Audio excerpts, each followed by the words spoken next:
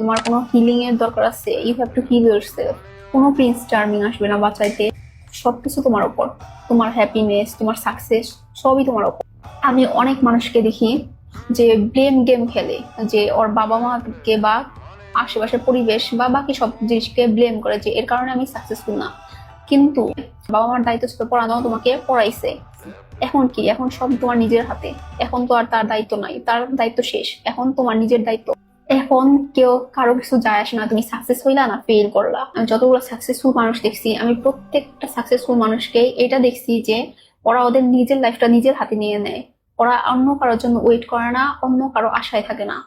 ওরা এমন একটা মাইন্ডসেট রাখছে যে ওরা নিজেরা যদি নিজের লাইফ না পরিবর্তন করে কেউ ওদের বাঁচাইতে আসবে না। তুমিও এরকম মাইন্ডসেট অ্যাডাপ্ট করবা, আদারওয়াইজ পরে ফিউচারে যে অনেক বড় শিক্ষা খেয়ে তারপর বুঝবা। যত তাড়াতাড়ি তুমি এটা একসেপ্ট করবা ততই তোমার জন্য ভালো, ততই তোমার লাইফটা ইজি হয়ে যাবে।